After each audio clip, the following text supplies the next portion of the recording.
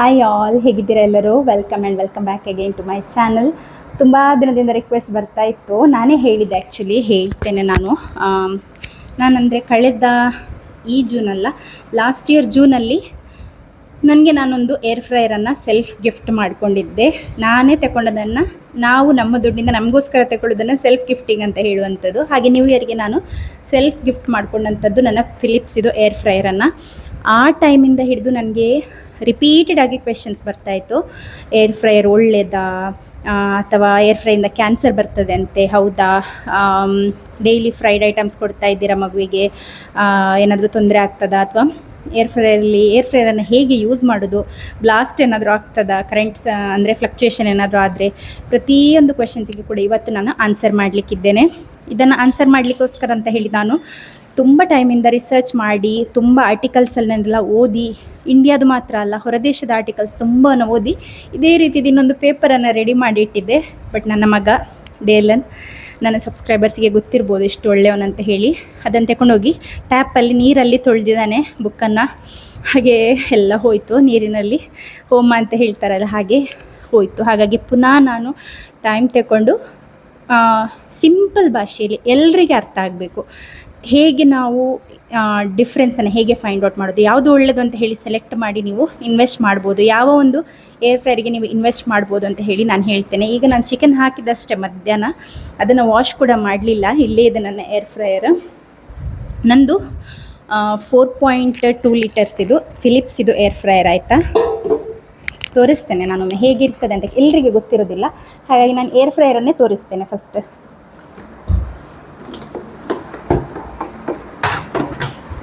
ನೋಡಿ, ಹೀಗೆದೊಂದು ಡಬ್ಬಿ ಆಯಿತಾ. ಏರ್ ಫ್ರೈಯರ್ ಅಂದರೆ ಚಿಕ್ಕದು, ಇದು 4.2 ಲೀಟರ್ಸ್ ಇದು. ನಿಮ್ಮದು ಫ್ಯಾಮಿಲಿ ದೊಡ್ಡದಿದ್ದರೆ 5+ ಆ ರೀತಿಯಲ್ಲೆಲ್ಲ ಇರ್ತದೆ. ಇದರಲ್ಲಿ ಯಾಕೆ ಈ ಕಲರ್ ಆಗಿದೆ ಅಂತ ಹೇಳಿದರೆ, ಆಯಿಲಿ ಸಬ್ಸ್ಟೆನ್ಸನ್ನು ನಾವು ಫ್ರೈ ಮಾಡ್ತೇವಲ್ಲ, ಇದರಲ್ಲಿ ಮೇಯ್ನ್ ಏನು ಗೊತ್ತಾ, ಇದರ ಒಳಗೆ ನೋಡಿ ಒಂದು ಫ್ಯಾನ್ ಕಾಣ್ತಾ ಉಂಟಲ್ಲ, ಮೇಯ್ನಾಗಿ ಆ ಫ್ಯಾನ್ ಮತ್ತು ಈ ಒಂದು ಕಾಯಿಲ್ ನಮಗೆ ಎಲೆಕ್ಟ್ರಿಕ್ ಸ್ಟವ್ಗಳಲ್ಲಿ ಮತ್ತು ಎಲೆಕ್ಟ್ರಿಕ್ ಹೀಟರ್, ವಾಟರ್ ಹೀಟರ್ಗಳಲ್ಲಿ ಎಲ್ಲದರಲ್ಲಿ ಇದೇ ರೀತಿಯ ಕಾಯಿಲ್, ಎಲೆಕ್ಟ್ರಿಕ್ ಗ್ಯಾಸ್ ಸ್ಟವ್ ಎಲ್ಲ ಬರ್ತದಲ್ಲ ಹೊರದೇಶದಲ್ಲೆಲ್ಲ ತುಂಬ ಕಾಮನ್, ಆ ರೀತಿಯ ಇದರಲ್ಲೆಲ್ಲ ಈ ರೀತಿಯ ಕಾಯಿಲ್ಸೇ ಇರುವಂಥದ್ದು. ಇದರ ಕೆಲಸ ಏನಂತ ಹೇಳಿದರೆ, ಈ ಕಾಯಿಲ್ ಹೀಟ್ ಆಗ್ತದೆ, ಹೀಟ್ ಆಗೋ ಟೈಮಲ್ಲಿ ಆ ಫ್ಯಾನ್ ಉಂಟಲ್ಲ ಒಳಗೆದು, ಅದು ಕೂಡ ತಿರುಗ್ತಾನೇ ಇರ್ತದೆ. ಆ ಇಲ್ಲಿ ಹಾಟ್ ಏನು ಪ್ರೊಡ್ಯೂಸ್ ಆಗ್ತದೆ ನೋಡಿ ಹೀಟ್, ಆ ಹೀಟನ್ನು ಈವನ್ ಆಗಿ ಎಲ್ಲ ಕಡೆ ಸರ್ಕ್ಯುಲೇಟ್ ಮಾಡುವಂತಹ ಒಂದು ಐಟಮ್ ಅಂತ ಹೇಳಿದರೆ ಈ ಒಂದು ಫ್ಯಾನ್. ಆಯಿತಾ, ಈ ಫ್ಯಾನ್ ಇಂದಾಗಿ ಇದರಲ್ಲಿ ಪ್ರೊಡ್ಯೂಸ್ ಆದಂತಹ ಬಿಸಿ ಗಾಳಿ ಇಡೀ ಬಾಸ್ಕೆಟ್ ಒಳಗೆ ತಿರುಗ್ತದೆ. ಇದು ಇವಾಗ ನನ್ನ ಏರ್ ಫ್ರೈಯರ್. ಇದು ಯಾಕೆ ಈ ರೀತಿಯಲ್ಲಿದೆ ಅಂತ ಹೇಳಿದರೆ, ಇದು ಸ್ವಲ್ಪ ಸದ್ಯದಲ್ಲಿ ನಾನು ಕ್ಲೀನ್ ಮಾಡಲಿಕ್ಕೆ ಕಷ್ಟ ಇದೆ. ಇದರೊಳಗೆ ನೀರೆಲ್ಲ ಹಾಕಿ ಕ್ಲೀನ್ ಮಾಡಲಿಕ್ಕೆ ಆಗೋದಿಲ್ಲ. ನಾನು ಬೇಕಿಂಗ್ ಸೋಡಾ ಅಂತೆಲ್ಲ ಸೊಲ್ಯೂಷನ್ ಮಾಡಿ ಕ್ಲೀನ್ ಮಾಡಿ ತೆಗೆಯುವಂಥದ್ದು, ನೀರು ಹಾಕಿಲ್ಲ ತೊಳಿಲಿಕ್ಕಿಲ್ಲ. ಹಾಗಾಗಿ ಇದನ್ನು ನೀರು ಹಾಕಿ ತೊಳಿಲಿಕ್ಕಿಲ್ಲ, ಇದರ ಮೇಯ್ನ್ ಬಾಡಿ.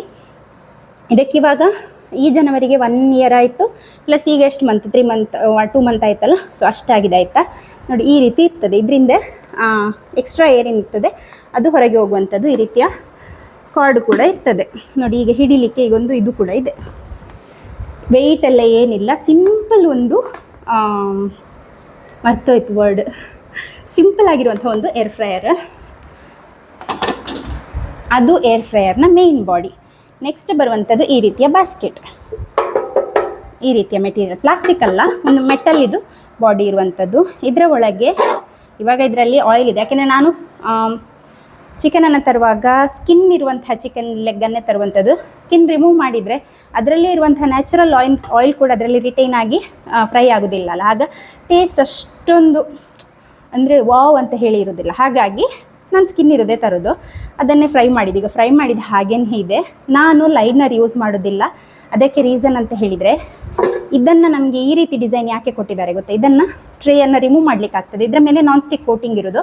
ಇದರ ನಾನ್ ಸ್ಟಿಕ್ ಕೋಟಿಂಗ್ ಹೋಗೋದ ರೀತಿಯಲ್ಲಿ ನೀವು ಇದನ್ನು ಕೇರ್ಫುಲ್ಲಾಗಿ ನಾನ್ ಸ್ಟಿಕ್ ಪಾತ್ರೆಯನ್ನು ವಾಶ್ ಮಾಡೋ ಹಾಗೆಯೇ ವಾಶ್ ಮಾಡ್ಕೊಳ್ಬೋದು. ಇದು ನಾನ್ ಸ್ಟಿಕ್ ಟೆಫ್ಲಾನ್ ಕೋಟಿಂಗ್ ಆಗಿರೋದ್ರಿಂದ, ಟೆಫ್ಲಾನ್ ಅನ್ನುವಂಥ ಮೆಟೀರಿಯಲ್ ಏನಂತ ಹೇಳಿದರೆ ಯಾವುದ್ರ ಜೊತೆಗೂ ರಿಯಾಕ್ಟ್ ಮಾಡೋದಿಲ್ಲ. ಈಗ ರಿಯಾಕ್ಟ್ ಆಗಿದ್ದರೆ ಹೀಟಿಗೆ ಮೆಲ್ಟ್ ಆಗಿ ಫುಡ್ಡಿಗೆ ಅಂಟಿ ಅದು ಹೇಗಾದರೂ ಮಾಡಿ ರಿಯಾಕ್ಟ್ ಆಗ್ತಿತ್ತು. ಟೆಫ್ಲಾನ್ ಅನ್ನುವಂಥದ್ದು ಇದು ಕಿತ್ತು ಹೊಟ್ಟೆಗೆ ಹೋದ್ರೂ ಹೊಟ್ಟೆಯಲ್ಲಿ ಕೂಡ ರಿಯಾಕ್ಟ್ ಆಗದೆ ಹಾಗೆಯೇ ವೇಸ್ಟ್ ಮೂಲಕ ಹೊರಗೆ ಹೋಗುವಂಥದ್ದು. ಯಾಕೆ ಈ ಎಂಥ ವರ್ಡೇ ನೆನಪು ಬರೋದಿಲ್ಲ ನನಗೆ. ಇದುಂಟಲ್ಲ ಎಂಥ, ಒಂದು ನಿಮಿಷ, ಈ ನಾನ್ ಸ್ಟಿಕ್ ಕೋಟಿಂಗ್ ಹೊಟ್ಟೆಗೆ ಹೋಗಬಾರ್ದು ಹೇಳ್ತಾರೆ. ಅಂದರೆ ನಾನ್ ಸ್ಟಿಕ್ ಕೋಟಿಂಗ್ ಕಿತ್ತು ಹೋದ ನಂತರ ಅದರ ಅಡಿಯಲ್ಲಿ ಒಂದು ಮೆಟಲ್ ಉಂಟಲ್ಲ, ಈ ಮೇಲಿನ ಕೋಟಿಂಗ್ ಹೋದ ನಂತರ ಅಡಿಯಲ್ಲಿರುವ ಮೆಟೀರಿಯಲ್ ಏನಿರ್ತದೆ ಅದರ ಜೊತೆಗೆ ನಾವು ಕುಕ್ ಮಾಡುವ ಫುಡ್ ರಿಯಾಕ್ಟ್ ಆಗ್ತದೆ ಕಿತ್ತು ಹೋದ ನಂತರ. ಅದಕ್ಕೆ ನಾನ್ ಸ್ಟಿಕ್ ಹಾಳಾದರೆ ಅದರಲ್ಲಿ ಯೂಸ್ ಮಾಡಬಾರ್ದು, ಕುಕ್ ಮಾಡಬಾರ್ದು ಹೇಳುವಂಥದ್ದು ಸರ್ಟನ್ ಟೆಂಪ್ರೇಚರಲ್ಲಿ. ಆಗ ಫುಡ್ ಅದರ ಜೊತೆಗೆ ರಿಯಾಕ್ಟ್ ಆಗ್ತದೆ. ಬಟ್ ಈ ಟೆಫ್ಲಾನ್ ಅನ್ನುವಂಥ ಮೆಟೀರಿಯಲ್ ಏನಿದೆ ನೋಡಿ, ಇದು ಯಾವುದ್ರ ಜೊತೆಗೂ ರಿಯಾಕ್ಟ್ ಆಗೋದಿಲ್ಲ.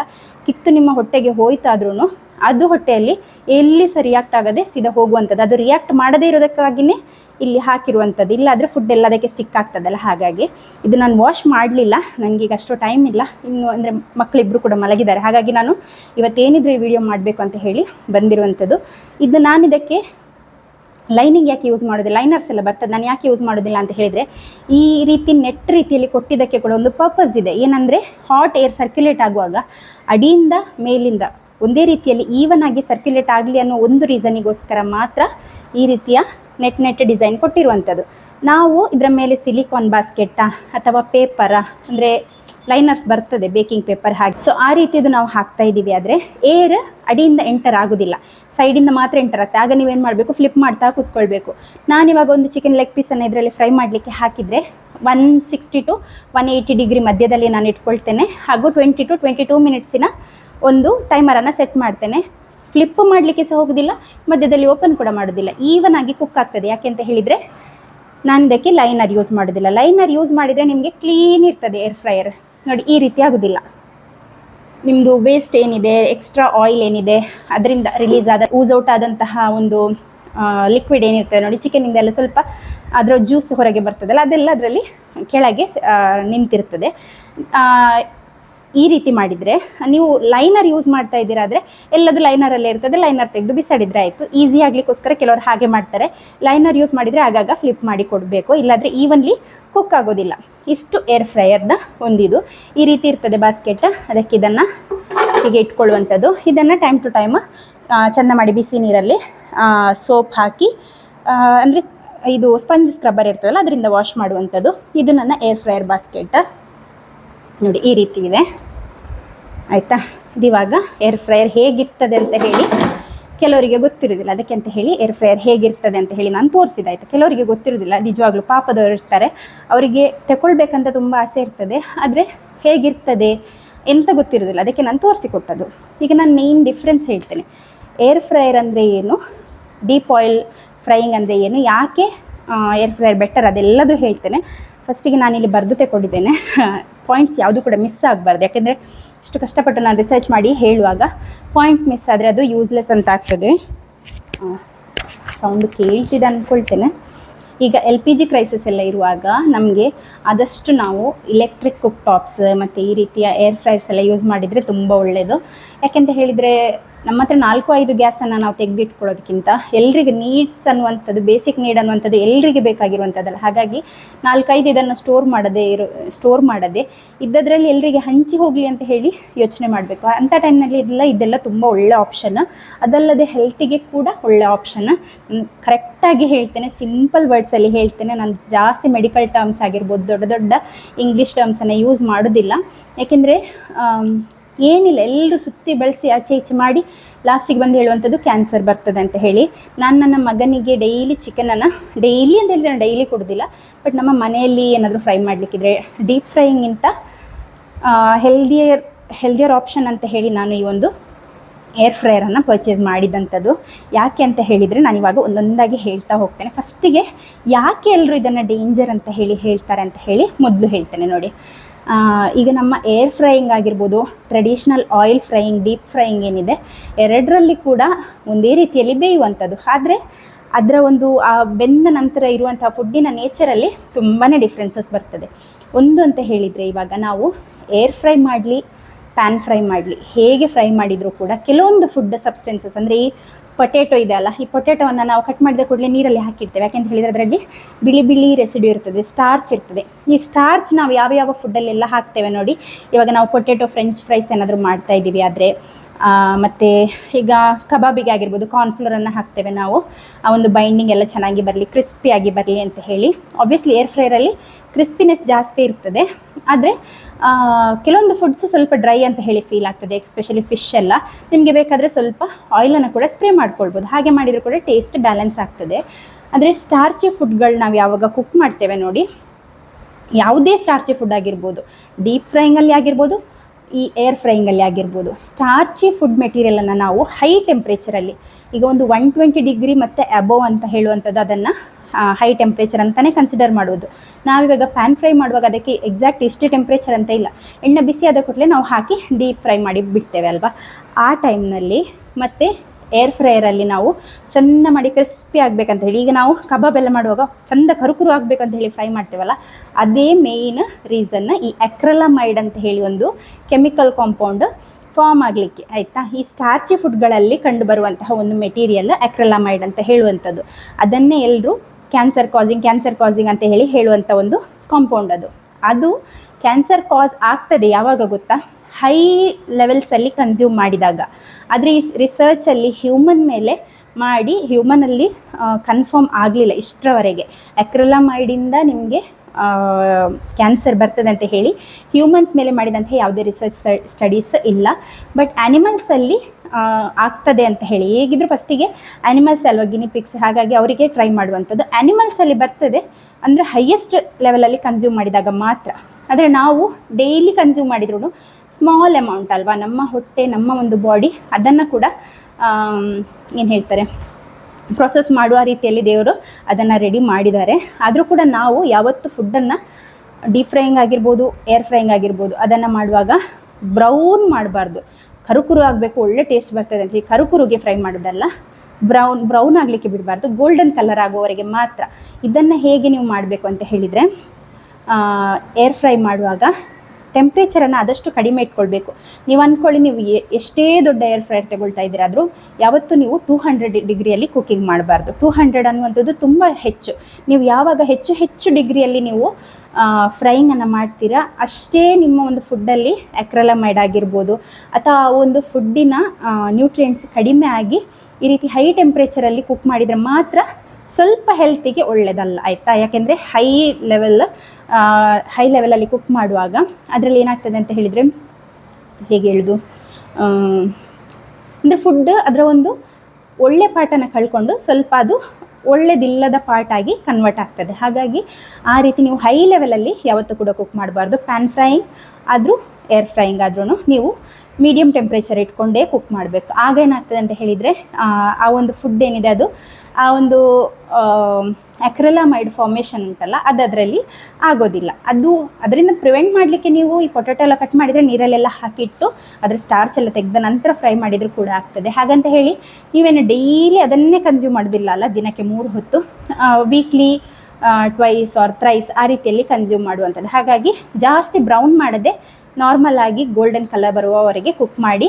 ಹೈಯೆಸ್ಟ್ ಟೆಂಪ್ರೇಚರ್ ಇಟ್ಕೊಳ್ಬೇಡಿ, ಮೀಡಿಯಮ್ ಟೆಂಪ್ರೇಚರ್ ಇಡಿ. ಈಗ ಏರ್ ಫ್ರೈಯರಲ್ಲಿ ನೀವು ಚಿಕನ್ ಹಾಕ್ತಾ ಇದ್ದೀರಾ ಅಂದರೆ 160 ಡಿಗ್ರಿನೇ ಇಟ್ಕೊಳ್ಳಿ ಅಥವಾ 150 ಡಿಗ್ರಿನೇ ಇಟ್ಕೊಳ್ಳಿ, ಬೇಯಲ್ಲ ಅಂತ ಇಲ್ಲ. ಟೈಮಿಂಗ್ಸ್ ಜಾಸ್ತಿ ತಗೊಳ್ಳುವಂಥದ್ದು. 200 ಡಿಗ್ರಿಯಲ್ಲಿ ಹಾಕಿ ನೀವು 15 ಮಿನಿಟ್ಸ್ ಇಟ್ಟರಾದರೆ ಚಿಕನ್ ಬೆಂದು ಸಿಗ್ತದೆ ನಿಮಗೆ. ಆದರೆ ಏನಾಯ್ತು, ಇಲ್ಲಿ ಟೆಂಪ್ರೇಚರ್ ರೈಸ್ ಆಯಿತು, ಟೈಮ್ ಕಡಿಮೆ ಆಯಿತು. ಇಲ್ಲಿ ಟೆಂಪ್ರೇಚರನ್ನು ನೀವು ಕಡಿಮೆ ಮಾಡಿದರೆ ಟೈಮ್ ಆಟೋಮೆಟಿಕಲಿ ರೇಸ್ ಆಗ್ತದೆ. ನೀವು ಹಾಗೆ ಮಾಡಿ 150 ಡಿಗ್ರಿ 160 ಡಿಗ್ರಿ ಇಟ್ಕೊಳ್ಳಿ, ಅದು ನಾರ್ಮಲ್ ಇಟ್ಕೊಳ್ಬೋದಾದಂತಹ ಟೆಂಪ್ರೇಚರ್. ಸೊ ಅಷ್ಟು ನೀವು ಇಡಲೇಬೇಕು. ಅಷ್ಟನ್ನು ಇಟ್ಕೊಂಡು ಸ್ವಲ್ಪ ಪ್ರೀ ಹೀಟ್ ಮಾಡ್ಕೊಳ್ಳಿ. ಚಿಕನ್ ಹಾಕಲಿಕ್ಕೆ ಮುಂಚೆ ಪ್ರೀ ಹೀಟ್ ಮಾಡದೇ ಇದ್ದರೂ ತೊಂದರೆ ಇಲ್ಲ. ಹಾಕಿದ ನಂತರ ಕಡಿಮೆ ಟೆಂಪ್ರೇಚರಲ್ಲಿ ಜಾಸ್ತಿ ಹೊತ್ತು ಬೇಯಿಸಿ. ಆಗ ನಿಮಗೆ ಆ ಒಂದು ಅಕ್ರಿಲಾಮೈಡ್ ಫಾರ್ಮೇಷನ್ ತುಂಬಾ ಕಡಿಮೆ ಆಗ್ತದೆ, ಅಂದರೆ ಒಂದು ಸೇಫ್ ಲೆವೆಲಲ್ಲಿ ಇರ್ತದೆ ಅಂತ. ಸೊ ನೆಕ್ಸ್ಟ್ ಏನೆಲ್ಲ ಬೆನಿಫಿಟ್ಸ್ ಇದೆ ಅಂತ ಹೇಳಿ ನಾನು ಹೇಳ್ತಾ ಹೋಗ್ತೇನೆ. ಏರ್ ಫ್ರೈಯರ್ ಮತ್ತು ಈ ಒಂದು ಆಯಿಲ್ ಫ್ರೈಯಿಂಗ್ ಮೆಥಡಲ್ಲಿ. ಏರ್ ಫ್ರೈಯರಲ್ಲಿ ನಿಮಗೆ ಗಲೀಜಾಗೋದಿಲ್ಲ. ಈಗ ನೀವು ಗ್ಯಾಸ್ ಕೂಡ ಕನ್ಸ್ಯೂಮ್ ಆಗ್ತದೆ ಅಲ್ವಾ, ಸೊ ಗ್ಯಾಸ್ ಬೇಕು. ನೀವು ನಾರ್ಮಲ್ ಫ್ರೈಯಿಂಗ್ ಮಾಡ್ತಾ ಇದ್ದೀರ ಆದರೆ ಗ್ಯಾಸ್ ಬೇಕು. ಫ್ರೈ ಮಾಡುವಾಗ ಅದು ಅಂತ ಆಗುವಾಗ ಎಲ್ಲ ಕಡೆ ಗ್ಯಾಸಿಗೆಲ್ಲ ಹಾಕ್ತದೆ. ಗ್ಯಾಸಿದ ಪಾತ್ರೆ ತೊಳಿಬೇಕು, ಅದಕ್ಕೆ ಹಾಕಿದ ಸ್ಪೂನ್ ತೊಳಿಬೇಕು. ಆ ಆಯಿಲನ್ನು ನನ್ನಂಥವ್ರು, ನಾವು ಮಿಡಲ್ ಕ್ಲಾಸ್ ಜನ ಆಯಿಲನ್ನು ಒಂದು ಸಲ ಮಾಡಿ ಬಿಸಾಡುವವರು ಯಾರು ಸಹ ಇರಲಿಕ್ಕಿಲ್ಲ. ಯಾರಾದರೂ ಇದ್ದರೆ ಒಂದು ಕಾಮೆಂಟಲ್ಲಿ ಹೇಳಿ. ನಮ್ಮಂಥವ್ರು ನಾವು 2 ಸಲ ಆದರೂ, ಅಂದರೆ ತುಂಬ ಫ್ರೈ ಮಾಡಿದಾಗ ಅಲ್ಲ, ಮಿನಿಮಮ್ ಆಗಿ ನಾವು ಈಗ ಒಂದು ಸ್ವಲ್ಪ ಏನಾದರೂ ಫ್ರೈ ಮಾಡಿದ್ವಾ ಆ ಎಣ್ಣೆನ ಹಾಗೆ ಮುಚ್ಚಿ ತೆಗೆದಿಡುವಂಥದ್ದು. ಯಾಕೆಂದರೆ ನೆಕ್ಸ್ಟ್ ಇನ್ನೊಂದು ಸಲಕ್ಕೆ ಯೂಸ್ ಮಾಡುವ ಮತ್ತೇನಾದರೂ ಅದು ಕಲರ್ ಚೇಂಜ್ ಆದರೆ ಬಿಸಾಡುವ ಅಂತ ಹೇಳಿ ಅದು ನಾವು ಮಾಡುವಂಥ ಮೇಯ್ನ್ ತಪ್ಪು. ಹಾಗೆ ಮಾಡಲೇಬಾರ್ದು. ಆಯಿಲ್ ನಿಜವಾಗ್ಲೂ ಹೇಳ್ಬೇಕಂದ್ರೆ ಏರ್ ಫ್ರೈಯರ್ ನಿಮಗೊಂದು 40% ನಿಮಗೆ ಹೆಲ್ತಿಗೆ ಹಾಳು ಅಂತ ಹೇಳಿ ನೀವು ಕನ್ಸಿಡರ್ ಮಾಡ್ತೀರಾ ಆದರೆ ಆಯಿಲ್ ನಿಮಗೆ 90% ಹಾಳಾಯಿತಾ ಬಾಡಿಗೆ. ಅದು ಯಾಕೆ ಅಂತ ಹೇಳಿದರೆ ಆಗಾಗ ನೀವು ಎಣ್ಣೆನ ರೀಹೀಟ್ ಮಾಡ್ತಾಯಿದ್ರೆ ಫಸ್ಟ್ನೇ ಸಲ ಮಾಡ್ತಾ ಇದ್ದೀರಲ್ವ, ಎಣ್ಣೆನ ಯೂಸ್ ಮಾಡಿದ್ದೀರ, ಎಣ್ಣೆಯಿಂದ ಹಾರ್ಟ್ ಡಿಸೀಸ್, ಒಬೆಸಿಟಿ ಇಂಥದ್ದೆಲ್ಲ ಬರುವಂಥದ್ದು ಜಾಸ್ತಿ ಎಣ್ಣೆ ಫ್ರೈಯಲ್ಲಿ. ಮತ್ತು ಎಣ್ಣೆಗೆ ಕಂಟ್ರೋಲ್ ಆಗಿರುವಂಥ ಟೆಂಪ್ರೇಚರ್ ಇರೋದಿಲ್ಲ, ಕೆಲವೊಮ್ಮೆ ಸ್ವಲ್ಪ ಜಾಸ್ತಿ ಟೆಂಪ್ರೇಚರ್ ಆಗ್ತದೆ, ಆಗ ಗ್ಯಾಸ್ ನೀವು ಕಡಿಮೆ ಮಾಡ್ತೀರಾ. ಅಥವಾ ಕಡಿಮೆ ಆಗಿರ್ತದೆ ಆಗ ಎಣ್ಣೆ ಕುಡಿತದೆ ಆ ಒಂದು ಫುಡ್ ಏನು ನೀವು ಬೇಯಿಸ್ತಾ ಇದ್ದೀರ ಅದು. ಹಾಗೆ ಅದರಲ್ಲಿ ಬೇರೆ ಇನ್ನೊಂದು ಏನಂತ ಹೇಳಿದರೆ ಕ್ಯಾಲ್ರೀಸ್ ಜಾಸ್ತಿ ಇರ್ತದೆ ಎಣ್ಣೆಯಲ್ಲಿ. ನಿಮಗೆ ಫುಡ್ಡಿದು ಕ್ಯಾಲ್ರಿ ಪ್ಲಸ್ ಆಯಿಲಿದು ಕ್ಯಾಲ್ರಿ ಎರಡೂ ಕೂಡ ಬರ್ತದೆ ಆಯಿತಾ.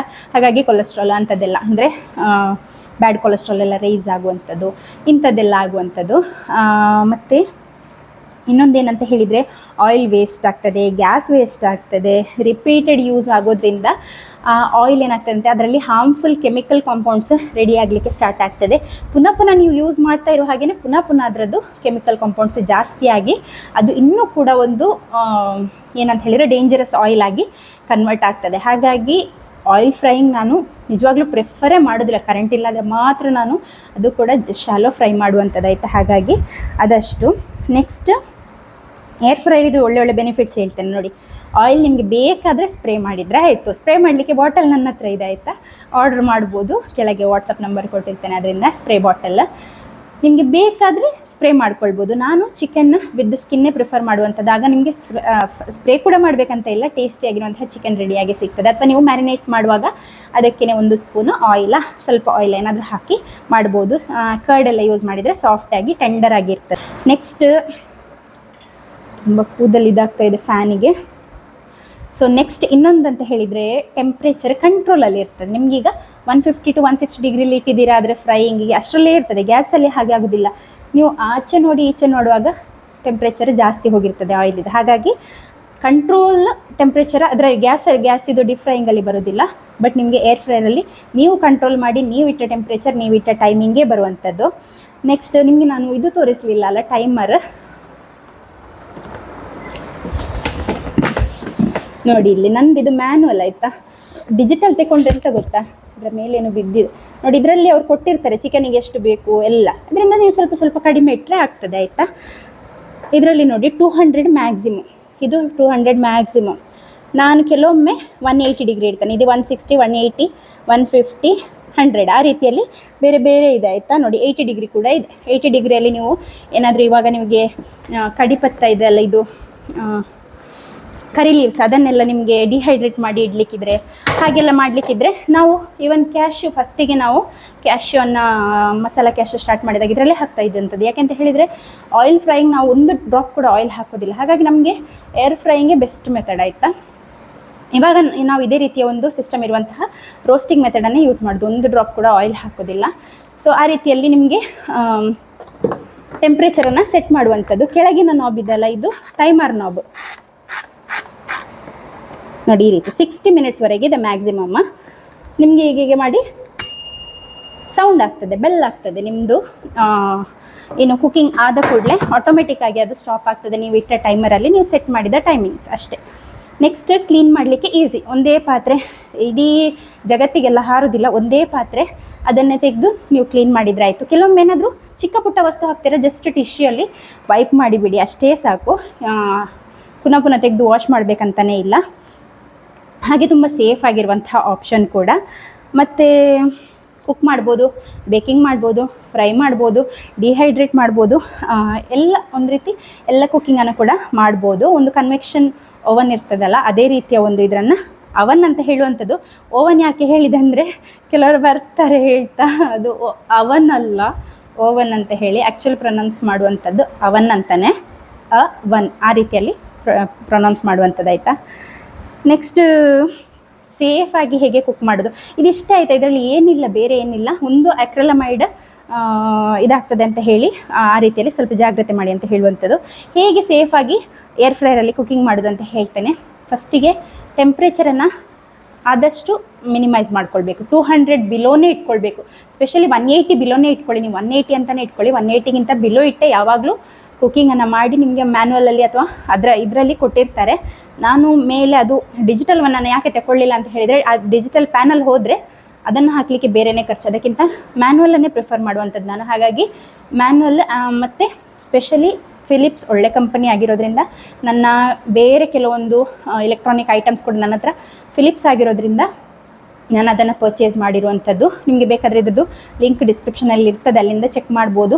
ಚಿಕ್ಕ ಫ್ಯಾಮಿಲಿಗೆ, ನಮ್ಮ ಆಗಿನ ಫ್ಯಾಮಿಲಿಗೆ ಬೆಸ್ಟ್. ಒಮ್ಮೆಗೆ ನಿಮಗೆ ಅದರಲ್ಲಿ ಒಂದು 6 ಲೆಗ್ ಪೀಸನ್ನೆಲ್ಲ ಹಾಕಿ ನಿಮಗೆ ಮಾಡ್ಬೋದು. ಮತ್ತು ಯಾವತ್ತೂ ನೀವು ಕುಕ್ಕಿಂಗ್ ಮಾಡ್ತಾಯಿದ್ರೆ ಆದರೆ ಓವರ್ ಕ್ರೌಡನ್ನು ಮಾಡಲಿಕ್ಕಿಲ್ಲ ಅದರಲ್ಲಿ. ಅಂದರೆ ಫುಲ್ಲು ತುಂಬಿಸಿ ನೀವು ಕುಕ್ಕಿಂಗ್ ಮಾಡುವಂಥದ್ದಲ್ಲ, ಸ್ಪೇಸ್ ಕೊಡಬೇಕು. ಪ್ರತಿಯೊಂದು ಪೀಸಿಗೆ, ಪ್ರತಿಯೊಂದು ಇದಕ್ಕೆ ಸ್ಪೇಸ್ ಇರಬೇಕು. ಅದನ್ನು ಫ್ಲಿಪ್ ಮಾಡಲಿಕ್ಕೆ ನೀವೇನಾದರೂ ಲೈನರ್ ಯೂಸ್ ಮಾಡ್ತಾ ಇದ್ದೀರಾದರೆ ಅಥವಾ ಸ್ವಲ್ಪ ಹತ್ತಿರ ಹಾಕಿದ್ದೀರಾದರೆ ಫ್ಲಿಪ್ ಮಾಡಬೇಕು. ಆ ರೀತಿ ಓವರ್ ಕ್ರೌಡ್ ಮಾಡಿ ಯಾವತ್ತೂ ಕೂಡ ಅದರಲ್ಲಿ ಬೇಯಿಸಬಾರ್ದು. ಹೈಯೆಸ್ಟ್ ಟೆಂಪ್ರೇಚರನ್ನೆಲ್ಲ ಇಡಬಾರ್ದು. ಬಿಲೋ 180 ಇಟ್ಕೊಂಡು, ನೀವು ಟೈಮರ್ ಜಾಸ್ತಿ ಇಟ್ಟರು ಪರವಾಗಿಲ್ಲ, ಟೆಂಪ್ರೇಚರ್ ಒಂದು ಲೆವೆಲಲ್ಲೇ ಇರಲಿ. ನೆಕ್ಸ್ಟ್ ಅದೇ ಪೊಟ್ಯಾಟೋಸ್ ಏನಾದರೂ ಹಾಕ್ತಾ ಇದ್ದೀರಾದರೆ, ಈ ಸ್ಟಾರ್ಚಿ ಐಟಮನ್ನು ಹಾಕ್ತಾ ಇದ್ದೀರಾದರೆ ಸ್ವಲ್ಪ ಹೊತ್ತು ನೀರಲ್ಲಿಟ್ಟು ಅದನ್ನು ಅದರ ಒಂದು ಸ್ಟಾರ್ಚನ್ನು ಆದಷ್ಟು ತೆಗೆದ ನಂತರ ಈ ರೀತಿ ನಾನು ಹೇಳಿದ ರೀತಿಯಲ್ಲಿ ಕುಕ್ಕಿಂಗ್ ಮಾಡಿ. ಕ್ರಿಸ್ಪಿನೆಸ್ ನಿಮಗೆ ಬೇಕಾದರೆ ಸ್ವಲ್ಪ ಸ್ಪ್ರೇ ಬಾಟಲಲ್ಲಿ ಆಯಿಲನ್ನು ಸ್ಪ್ರೇ ಮಾಡಿ. ಬಾಟಲ್ ನನ್ನ ಹತ್ರ ಇದೆ, ಮಾರ್ಕೆಟಿಂಗ್ ಮಾಡ್ತಾ ಇರುವಂಥದ್ದು ಬಾಟಲ್ ನನ್ನ ಹತ್ರ ಇದೆ. ಒಳ್ಳೆ ಬೆಸ್ಟ್ ಸ್ಪ್ರೇ ಬಾಟಲ್ ಇದೆ, ಬೇಕಾದರೆ ನಾನು ತೋರಿಸ್ತೇನೆ. ಇಲ್ಲಿದೆ ನೋಡಿ, ಈ ರೀತಿಯ ಬಾಟಲ್. ಹೀಗೆ ಪೋರ್ ಮಾಡಲಿಕ್ಕೆ ಕೂಡ ಆಗ್ತದೆ. ಡಿಸ್ಕ್ರಿಪ್ಷನಲ್ಲಿ ನಂಬರ್ ಕೊಟ್ಟಿರ್ತೇನೆ, ಅಲ್ಲಿಂದ ಅದುಂಟು. ಮತ್ತು ನಮ್ಮಲ್ಲಿ ಹನಿ ಉಂಟು, ಆರ್ಗ್ಯಾನಿಕ್ ಹನಿ, ಇದೆಲ್ಲ ನಮ್ಮದೇ ಪ್ರಾಡಕ್ಟ್. ಇದು ನಮ್ಮದೇ ಪ್ರಾಡಕ್ಟ್. ಗೋಂದ್ ಇದೆ, ಈ ಸಮ್ಮರ್ಸಿಗೆ ಬೆಸ್ಟ್ ಇರುವಂಥ. ಸಮ್ಮರಲ್ಲಿ ಅಂತಲ್ಲ, ಗೋಂದ್ ಇಡೀ ವರ್ಷ ನಿಮಗೆ ತಗೊಳ್ಬೋದು. ತುಂಬ ಹೆಲ್ತ್ ಬೆನಿಫಿಟ್ಸ್ ಇದೆ. ಹಾಗಾಗಿ ಬೆಸ್ಟ್ ಸಮ್ಮರ್ಸಲ್ಲಿ ನಿಮಗೆ ಹೈಡ್ರೇಷನಿಗೆ ತುಂಬ ಒಳ್ಳೆಯದು. ಈ ರೀತಿ ಪೋರ್ ಮಾಡಲಿಕ್ಕೆ ಕೂಡ ಆಗ್ತದೆ. ಹಾಗೆ ನೋಡಿದ್ರಾ, ಹೀಗೆ ಸೊ ಸ್ಪ್ರೇ ಮಾಡಲಿಕ್ಕೆ ಕೂಡ ಆಗ್ತದೆ. ಇದು ಕೊಕೊನಟ್ ಆಯಿಲ್. ನಿಮಗೆ ಯಾವ ಆಯಿಲಿಗೆ ಬೇಕಾದರೂ ಯೂಸ್ ಮಾಡ್ಬೋದು. 500 ml ಬರ್ತದೆ ಇದರಲ್ಲಿ ಕೆಪಾಸಿಟಿ. ಬೇರೆ ಎಲ್ಲ ನೀವು ಆನ್ಲೈನ್ ತಗೊಂಡ್ರೆ ಕಾಸ್ಟ್ ಕೂಡ ಜಾಸ್ತಿ ಇದೆ. ನಮ್ಮದು ಫ್ರೀ ಡೆಲಿವರಿ ಕೂಡ ಇದೆ. 279 ರುಪೀಸ್ ಅಷ್ಟೇ. ಡಿಸ್ಕ್ರಿಪ್ಷನಲ್ಲಿ ನಂಬರ್ ಕೊಟ್ಟಿರ್ತೇನೆ ಅಥವಾ ಸ್ಕ್ರೀನ್ ಮೇಲೆ ನಂಬರ್ ಕೊಟ್ಟಿರ್ತೇನೆ, ಅಲ್ಲಿಂದ ನೀವು ಆರ್ಡರ್ ಮಾಡಿ ತಗೊಳ್ಬೋದು. ಗ್ಲಾಸ್ ಬಾಟಲ್, ಒಳಗೆ ನಿಮಗೆ ಬಿಸಿ ನೀರು ಹಾಕಿ ಕ್ಲೀನ್ ಮಾಡಲಿಕ್ಕೆಲ್ಲ ಆಗ್ತದೆ. ಸ್ಪ್ರೇ ಮಾಡಲಿಕ್ಕೆ ಕೂಡ ಆಗ್ತದೆ, ಪೋರ್ ಮಾಡಲಿಕ್ಕೆ ಆಗ್ತದೆ. 500 ml ಕೆಪಾಸಿಟಿ ಕೂಡ ಇದೆ. ಬೇಕಾದರೆ ಚೆಕ್ ಮಾಡಿ. ವಾಟ್ಸಪ್ ನಂಬರನ್ನು ಸೇವ್ ಮಾಡಿಕೊಂಡು ನೀವು ಕ್ಯಾಟಲಾಗನ್ನು ನೋಡಿದ ಕೂಡಲೇ ನಿಮಗೆ, ನಂದು DP ನೋಡ್ತಿರಲ್ಲ, ಹಾಗೆ ನೋಡಿದ ಕೂಡಲೇ ನಿಮಗೆ ಗೊತ್ತಾಗ್ತದೆ. ಡೇಲನ್ನು ಕಚ್ಚಿದ್ದು ನಿಮಗೆ ಗೊತ್ತಾಗ್ತದೆ, ಆಯಿತಾ? ಹಾಗೆ ನಿಮ್ಗೆ ಏನು ಬೇಕು ಅದನ್ನು ಆರ್ಡರ್ ಮಾಡ್ಬೋದು. ಹಾಗೆ ಬೇರೆ ಏನಿಲ್ಲ ಹೇಳಲಿಕ್ಕೆ. ನೀವು ಡಿಗ್ರೀಸನ್ನು ಕಡಿಮೆ ಇಟ್ಕೊಂಡು 180 ಡಿಗ್ರಿ ಒಳಗೆ ಇಟ್ಕೊಂಡು ಎಲ್ಲ ಫುಡ್ ಐಟಮನ್ನು, ಎಲ್ಲದಕ್ಕೆ 180 ಡಿಗ್ರಿ ಬೇಕಂತ ಇಲ್ಲ, ಕೆಲವೊಂದಕ್ಕೆ ಕಡಿಮೆ ಇರ್ತದೆ. ಈಗ ನೀವು ಫ್ರೋಝನ್ ಫುಡ್ಡನ್ನು ಹಾಕ್ತಾಯಿದ್ರೆ, ಸ್ಪೆಷಲಿ ನಾನು ಕೆಲವೊಮ್ಮೆ ಮಕ್ಕಳಿಗೆ ನಗೆಟ್ಸನ್ನು ಫ್ರೈ ಮಾಡ್ತೇನೆ. ಫ್ರೋಝನ್ ನಗೆಟ್ಸನ್ನು ನಾನು 160 ಡಿಗ್ರಿಯಲ್ಲಿ 12 ಮಿನಿಟ್ಸ್ ತನಕ ಇಟ್ಟು ಕುಕ್ ಮಾಡ್ತೇನೆ. ನಾನು 12 ಮಿನಿಟ್ಸ್ ತನಕ ಯಾಕೆ ಇಡ್ತೇನೆ ಅಂತ ಹೇಳಿದರೆ, ನಾನು ಲೈನರ್ಸ್ ಯೂಸ್ ಮಾಡೋದಿಲ್ಲ. ನೀವು ಲೈನರ್ ಯೂಸ್ ಮಾಡ್ತಾ ಇದ್ದೀರಾದರೆ ಟೆಂಪ್ರೇಚರ್ ಅಷ್ಟೇ ಇರಲಿ, ಸ್ವಲ್ಪ ಅದನ್ನು ಫ್ಲಿಪ್ ಮಾಡಿ ಕೊಡಿ, ಆಯಿತಾ? ಇಲ್ಲಾಂದರೆ ಒಳಗೆ ಬೇಯದೇ ಇರ್ಬೋದು. ಮಕ್ಕಳಿಗೆ ಕೊಡುವಾಗ ಮಕ್ಕಳಿಗೆ ಹೇಳಲಿಕ್ಕೆ ಸಹ ಗೊತ್ತಾಗೋದಿಲ್ಲ ಟೇಸ್ಟಲ್ಲಿ ಎಲ್ಲ. ಹಾಗಾಗಿ ಸ್ವಲ್ಪ ಜಾಗ್ರತೆ ಮಾಡಿ. ನಿಮಗೆ ಮತ್ತೆ ಕೂಡ ಇನ್ನೊಂದು ಬೆನಿಫಿಟ್ ಏನಂತ ಹೇಳಿದರೆ, ಡೀಪ್ ಫ್ರೈ ಮಾಡುವಾಗ ಚಿಕನ್ ಡ್ರೈ ಆಗ್ತದೆ. ನಿಮಗೆ ಡೌಟ್ ಇರ್ತದೆ, ಬೆಂದಿದೆಯೋ ಇಲ್ವೋ ಅಂತ ಹೇಳಿ. ಬಟ್ ಇದರಲ್ಲಿ ಚಿಕನ್ನ ಮಾಯಿಶ್ಚರ್ ರಿಟೈನ್ ಇರ್ತದೆ, ಜ್ಯೂಸಿಯಾಗಿರ್ತದೆ. ನೀವು ತುಂಬ ಹೊತ್ತು ಕುಕ್ ಮಾಡಿದ ಕೂಡಲೇ ಅದರ ಒಳಗಿನ ನೀರು ಕೂಡ ಡ್ರೈ ಆಗಿ ಹೋಗ್ತದೆ. ಆಗ ನಿಮ್ಮ ಚಿಕನ್ ಜ್ಯೂಸಿ ಆಗಿರೋದಿಲ್ಲ, ಡ್ರೈ ಆಗಿ ಇದು ಬೇಡ ಎಂತ ಬೇಡ, ನಾವು ಡೀಪ್ ಫ್ರೈ ಮಾಡ್ತೀವಿ ಅಂತ ಹೇಳ್ತೀರಾ. ಹಾಗಾಗಿ ಡೀಪ್ ಫ್ರೈ ಮಾಡಿದರೆ, ಡೀಪ್ ಫ್ರೈಯಿಂಗಲ್ಲಿ ಕ್ಯಾನ್ಸರ್ ಕಾಸಿಂಗ್ ಕಾಂಪೌಂಡ್ಸ್ ಜಾಸ್ತಿ ಇರುವಂಥದ್ದು, ಆಯಿತಾ? ನಿಮಗೆ ಏರ್ ಫ್ರೈಯರಲ್ಲಿ ನೀವು ಕ್ಯಾನ್ಸರ್ ಬರ್ತದೆ ಅಂತ ಹೇಳಿ ಅಂದ್ಕೊಳ್ಬೇಡಿ. ಯಾವುದೇ ರಿಸರ್ಚಲ್ಲಿ ಇಷ್ಟರವರೆಗೆ 100% ಪ್ರೂಫ್ ಇಲ್ಲ, ಆಯಿತಾ? ಎಲ್ಲದೂ ಕೂಡ ಥಿಯರೀಸ್ ಅಷ್ಟೇ. ಅಂಥ ಥಿಯರೀಸ್ ತುಂಬ ಇದೆ. ಥಿಯರೀಸನ್ನು ನೀವು ಇದು ಮಾಡಲಿಕ್ಕೆ ಹೋಗಬೇಡಿ. ಬಟ್ ಡೈಲಿ ಫ್ರೈಡ್ ಫುಡ್ಸ್ ಕೂಡ ತಿನ್ನಬೇಡಿ, ನಾನು ಅದು ಹೇಳ್ತೇನೆ. ಡೈಲಿ ಫ್ರೈಡ್ ಫುಡ್ಸ್ ಯಾರು ಕೂಡ ತಿನ್ನೋದಿಲ್ಲ.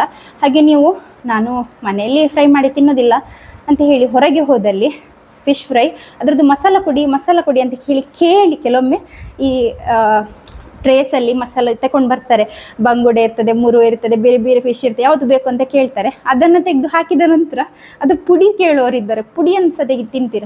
ಅದೇ ಮೇಯ್ನಾಗಿ ಕ್ಯಾನ್ಸರ್ ಕಾಸ್ ಮಾಡುವಂಥದ್ದು. ಹಾಗಾಗಿ ತುಂಬ ಡೀಪ್ ಫ್ರೈ ಮಾಡಿ ತಂದಂತಹ ಕ್ರಿಸ್ಪಿ ಬಂಗುಡೆ, ಅದ್ರ ಜೊತೆಗೆ ಅದರ ಸೈಡಿದು ಮಸಾಲದ ಹುಡಿ, ಇದನ್ನೆಲ್ಲ ತಿಂತೀರಲ್ಲ, ಇದೇ ಕ್ಯಾನ್ಸರಿಗೆ ಕಾಸ್ ಆಗುವಂಥದ್ದು. ಹಾಗಂತ ಹೇಳಿ ತಿನ್ನಬೇಡಿ ಅಂತ ನಾನು ಹೇಳೋದಿಲ್ಲ, ನಾನು ಸಹ ತಿಂತೇನೆ, ಅಪರೂಪಕ್ಕೆ ತಿಂದರೆ ಏನು ತೊಂದರೆ ಇಲ್ಲ. ನಮ್ಮ ಬಾಡಿಯನ್ನು ದೇವರು ಆ ರೀತಿ ಮಾಡಿದ್ದಾರೆ ಆಯಿತಾ, ಅದನ್ನು ಹ್ಯಾಂಡಲ್ ಮಾಡುವಷ್ಟು ಇದೆ. ಹಾಗೆ ನೀವು ಡೈಲಿ ಒಂದೇ ಫುಡ್ಡನ್ನು ತಿಂತಾ ಇದ್ದೀರಾ, ಒಂದೇ ರೀತಿಯ ಇದನ್ನು ಮಾಡ್ತಾ ಇದ್ದೀರಾ ಆದರೆ ನಮ್ಮದು ಜೀನ್ ಕೂಡ ಮ್ಯೂಟೇಷನ್ ಆಗುವಂಥ ಚಾನ್ಸ್ ಇರ್ತದೆ. ಈಗ ಕ್ಯಾನ್ಸರ್ ಎಲ್ಲರಿಗೆ, ಈಗ ತುಂಬ ಪಾಪದವರಿಗೆಲ್ಲ ಉಂಟಲ್ಲ, ಮುಂಚೆ ಎಲ್ಲ ನಮ್ಮ ಫ್ಯಾಕ್ಟ್ರಿಯೆಲ್ಲ ಕೆಲಸ ಮಾಡುವ ಪಾಪದವರು, ಅಂದರೆ ಅವರಿಗೆ ಏನು ಸಹ ಇಲ್ಲ, ಮನೆಯಲ್ಲಿ ಸಹ ಏನಿಲ್ಲ, ಗಂಡ ಸಹ ಇಲ್ಲದವರು, ಅಂಥವರಿಗೆ ಕೂಡ ಕ್ಯಾನ್ಸರ್ ಎಲ್ಲ ಬಂದದ್ದು ತುಂಬ ನಾನು ಕೇಳಿದ್ದೇನೆ ಮುಂಚೆ ಎಲ್ಲ ಆಯಿತಾ. ಹಾಗೆ ಅವರೆಲ್ಲ ಯಾವಾಗ ಏರ್ ಫ್ರೈರಲ್ಲಿ ತಿನ್ನಂಥದ್ದು, ಅವರೆಲ್ಲ ಎಣ್ಣೆ ಫ್ರೈ ಮಾಡಿ ಆದರೂ ಎಂತ ತಿಂತಾರೆ ಪಾಪ, ಅವರಿಗೆ ಎಂತ ಇರಲಿಲ್ಲ, ಮನೆ ಸಹ ಇಲ್ಲ, ಅವ್ರು ಕೆಲಸ ಮಾಡಿದರೆ ಮಾತ್ರ ಊಟ, ಅಂಥ ಜನರು ಕೂಡ ಇದ್ದರು. ಅವರಿಗೆ ಕೂಡ ಕ್ಯಾನ್ಸರ್, ಬ್ರೆಸ್ಟ್ ಕ್ಯಾನ್ಸರ್, ಗರ್ಭಕೋಶದ ಕ್ಯಾನ್ಸರ್ ಎಲ್ಲ ಆಗಿ ತೀರಿದವರು ತುಂಬ ಮಂದಿ ಇದ್ದಾರೆ. ಹಾಗಾಗಿ ನೀವು ಕ್ಯಾನ್ಸರ್ ಇದೇ ನಾನೀಗ ಫ್ರೈ ಮಾಡಿ ತಿಂದೆ 2 ದಿನ ತಿಂದೆ ಅಂತೇಳಿ ಅದರಿಂದ ಬಂತಂತಲ್ಲ, ನಿಮ್ಮ ಫ್ಯಾಮಿಲಿಯಲ್ಲಿ ನಿಮಗೆ, ನಿಮ್ಮ ತಾಯಿಯಂದ್ರಿಗೆ ಅಥವಾ ನಿಮ್ಮ ಅಜ್ಜಿಗೆ ಅಥವಾ ನಿಮ್ಮ ಚಿಕ್ಕಮ್ಮನಿಗೆ ಅಥವಾ ಅಜ್ಜಿಯ ತಂಗಿಗೆ ಹಾಗೆ ಯಾರಿಗಾದರೂ ಇದೆ ಆದರೆ, ಅಪ್ಪನ ಸೈಡಲ್ಲಿ ಕೂಡ ಯಾರಿಗಾದರೂ ಇದೆ ಆದರೆ, ಅದು ನೀವು ಗಂಡು ಮಗು ಆಗಿರ್ಬೋದು, ಹೆಣ್ಣು ಮಗು ಆಗಿರ್ಬೋದು, ಜೀನ್ಸಿನ ಥ್ರೂ ನಿಮಗೆ ಹೆರಿಡಿಟ್ರಿಯಾಗಿ ಕ್ಯಾನ್ಸರ್ ಬರುವಂಥದ್ದು ಇದ್ದೇ ಇರ್ತದೆ. ಈಗ ಯಾರಾದರೂ ಈ ವಿಡಿಯೋ ನೋಡುವವರಿಗೆ, ನಿಮ್ಮ ಅಮ್ಮಂದಿರು, ವಿಡಿಯೋ ನೋಡ್ತಾ ಇರೋರಿಗೆ ನಿಮ್ಮ ಅಮ್ಮಂದಿರು ಅಥವಾ ನಿಮ್ಮ ಅಜ್ಜಿ, ನಿಮ್ಮ ಮೌಶಿಗೆ ಅಂತ ಹೇಳೋದು, ಚಿಕ್ಕಮ್ಮ, ನಿಮ್ಮ ಚಿಕ್ಕಮ್ಮ, ದೊಡ್ಡಮ್ಮ, ನಿಮ್ಮ ತಾಯಿಯ ಫ್ಯಾಮಿಲಿ ಸರ್ಕಲಲ್ಲಿ ನಿಮ್ಮ ತಂದೆಯ ಅಕ್ಕಂದಿರು, ಈಗ ನಮ್ಮ ಫ್ಯಾಮಿಲಿಯಲ್ಲಿ ಇದೆ ಆದರೆ, ನಮ್ಮ ಫ್ಯಾಮಿಲಿಯಲ್ಲಿ ಯಾರಿಗಾದರೂ ಕ್ಯಾನ್ಸರ್ ಇದೆ ಆದರೆ, ನೀವು ಒಂದು ಬೆರಳನ್ನು ನಿಮ್ಮ ಕಡೆನೂ ಪಾಯಿಂಟ್ ಮಾಡ್ಕೊಳ್ಬೇಕು. ನಿಮ್ಮ ಸ್ಪೆಷಲಿ ನಿಮ್ಮ ಅರ್ಲಿ 40ಸಲ್ಲಿ, ನೀವು 40ಸಲ್ಲಿ ಇದ್ದೀರಾ ಆದರೆ, ನೀವು ಎವ್ರಿ ಇಯರ್ ಒಂದು ಪ್ಯಾಪ್ಸ್ಮಿಯರ್ ಅಥವಾ ಒಂದು ಬ್ರೆಸ್ಟ್ ಎಕ್ಸಾಮಿನೇಷನ್, ಸೆಲ್ಫ್ ಎಕ್ಸಾಮಿನೇಷನ್ ಎಲ್ಲ ಮಾಡ್ಕೊಳ್ಬೇಕು. ಯಾಕೆಂದರೆ ಕ್ಯಾನ್ಸರ್ ಯಾವ ಇದರಲ್ಲಿ ಬರ್ತದೆ ಅಂತ ಇಲ್ಲ.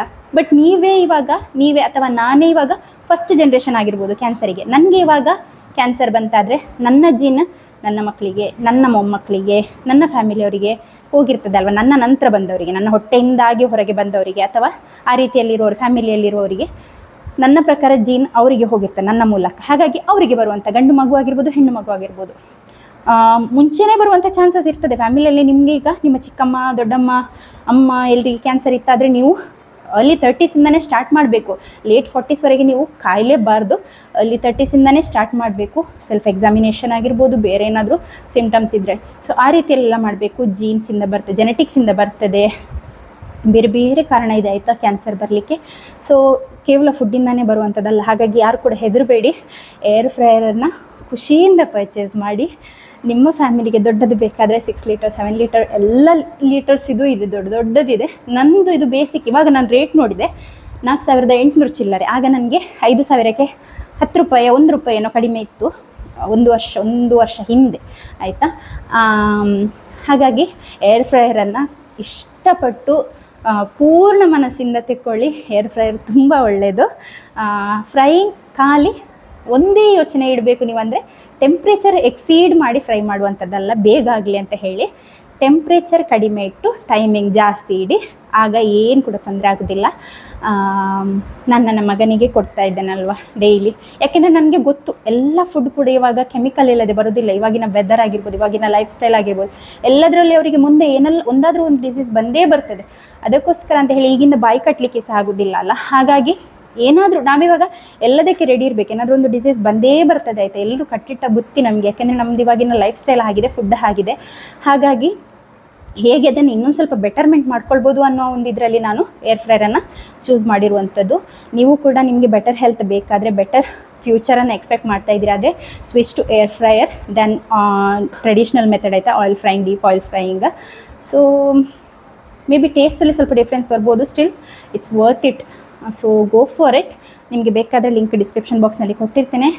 ಸಿಂಪಲ್ ಭಾಷೆಯಲ್ಲಿ ಎಕ್ಸ್ಪ್ಲೇನ್ ಮಾಡಿದ್ದೇನೆ, ಅರ್ಥ ಆಗಿದೆ ಅಂತ ಹೇಳಿ ಅಂದ್ಕೊಳ್ತೇನೆ. ಈ ವಿಡಿಯೋ ಇಷ್ಟ ಆದರೆ ಎಲ್ಲರಿಗೆ, ನಿಮ್ಮ ಫ್ಯಾಮಿಲಿ ಫ್ರೆಂಡ್ಸ್ ಎಲ್ಲರ ಗ್ರೂಪಲ್ಲಿರೋರಿಗೆ ಶೇರ್ ಮಾಡಿಕೊಡಿ. ರಾ ಮತ್ತು ಅನ್ಫಿಲ್ಟರ್ಡ್ ಆಗಿ ನಾನು ವೀಡಿಯೋಸನ್ನು ಮಾಡುವಂಥದ್ದು ನನಗೆ ಮೊದಲೇ ಎಲ್ಲ ರೆಡಿ ಮಾಡಿ ಇಟ್ಕೊಂಡೆಲ್ಲ ಮಾಡೋದಿಲ್ಲ. ಹಾಗಾಗಿ ಅದನ್ನೆಲ್ಲ ಯಾರು ಕೂಡ ಕನ್ಸಿಡರ್ ಮಾಡಬೇಡಿ. ಫ್ಯಾಕ್ಟ್ ನಿಮಗೆ ಇಷ್ಟ ಆಯ್ತಾದರೆ ವಿಡಿಯೋನ ಲೈಕ್ ಮಾಡಿ. ಮತ್ತು ಒಬ್ಬರು ಬ್ಲಾಸ್ಟ್ ಆಗ್ತಾಯಿದೆ ಅಂತ ಕೇಳಿದರು, ಬ್ಲಾಸ್ಟ್ ಎಲ್ಲ ಆಗೋದಿಲ್ಲ ಆಯಿತಾ, ಏನಾಗೋದಿಲ್ಲ, ನೀವು ಹೆದರಬೇಕಂತ ಇಲ್ಲ, ಬ್ಲಾಸ್ಟ್ ಕೂಡ ಆಗೋದಿಲ್ಲ, ಎಂತ ಸಹ ಇಲ್ಲ. ನಿಮ್ಮ ಮನೆಯದು ಕರೆಂಟೆಲ್ಲ ಸರಿ ಇದೆ ಆದರೆ ಏನೂ ಆಗೋದಿಲ್ಲ. ನಿಮ್ಮ ಮನೆಯದು ಕರೆಂಟಲ್ಲಿಯೇ ತೊಂದರೆ ಇದ್ದರೆ ಅದು ಶಾರ್ಟ್ ಸರ್ಕ್ಯೂಟ್ ಏನಾದರೂ ಆದರೆ ಅದು ಹೇಳಲಿಕ್ಕಾಗೋದಿಲ್ಲ. ಬಟ್ ನಿಮ್ಮ ಮನೆ ಕರೆಂಟೆಲ್ಲ ಬೇರೆ ಅಪ್ಲಯನ್ಸಸ್ ಎಲ್ಲ ಕರೆಕ್ಟಾಗಿ ರನ್ ಆಗ್ತಾ ಇದೆ ಆದರೆ ಇದು ಕೂಡ ರನ್ ಆಗ್ತದೆ. ಇದು ಮೇ ಬಿ 1000 ವಾಟ್ಸ್ ಕಾಣ್ತದೆ ಅದರದ್ದು. ಸೊ ಅಷ್ಟೇ ಏನು ಇರುವಂಥದ್ದು. ನಿಮಗೆ ಜಾಸ್ತಿ ನಿಮ್ಮ ಹೈಯೆಸ್ಟ್ ಅಂದರೆ ನಿಮ್ಮ ಮಿಕ್ಸಿ ಕನ್ಸ್ಯೂಮ್ ಮಾಡುವಷ್ಟೇ ಪವರನ್ನು ಕನ್ಸ್ಯೂಮ್ ಮಾಡುವಂಥದ್ದು. ಹಾಗಾಗಿ ಎಲ್ಲರೂ ಪರ್ಚೇಸ್ ಮಾಡಲಿಕ್ಕಿದ್ರೆ ಪರ್ಚೇಸ್ ಮಾಡಿ, ಧೈರ್ಯವಾಗಿ ಪರ್ಚೇಸ್ ಮಾಡಿ. ಆದಷ್ಟು ಡೀಪ್ ಟ್ರೆಡಿಷ್ನಲ್ ಆಯಿಲ್ ಫ್ರೈಡ್ ಐಟಮ್ಸನ್ನು ದೂರ ಮಾಡಿ ಆಯಿತಾ. ಅದರಿಂದನೇ ಕ್ಯಾನ್ಸರ್ ಬರುವಂಥದ್ದು, ಇದರಿಂದ ಅಲ್ಲ. ಸೊ ಹಾಗಾಗಿ ಅಷ್ಟೇ, ಇನ್ನಂತ ಇಲ್ಲ. ವಿಡಿಯೋ ತುಂಬ ಲೆಂಗ್ತಿ ಆಯಿತು. Thank you so much for watching. ಎಲ್ಲರಿಗೆ ಶೇರ್ ಮಾಡಿ, ಯೂಸ್ ಆಗಲಿ ಆಯಿತಾ. ಸಿಂಪಲ್ ಭಾಷೆಯಲ್ಲಿ ಯಾರು ಕೂಡ ಹೇಳೋದಿಲ್ಲ, ಹಾಗಾಗಿ ನಾನು ಸಿಂಪಲ್ ಭಾಷೆಯಲ್ಲಿ ಹೇಳಿದ್ದೇನೆ, ಎಲ್ಲರಿಗೆ ಅರ್ಥ ಆಗಲಿ ಅಂತ ಹೇಳಿ. ಹೋಪ್ ನಿಮಗೆ ಅರ್ಥ ಆಗ್ತದೆ. ವಿಡಿಯೋ ಇಷ್ಟ ಆದರೆ ಏನಾದರೂ ಒಂದು ಕಾಮೆಂಟ್ ಮಾಡಿ. Thanks for watching. ಬಾಯ್.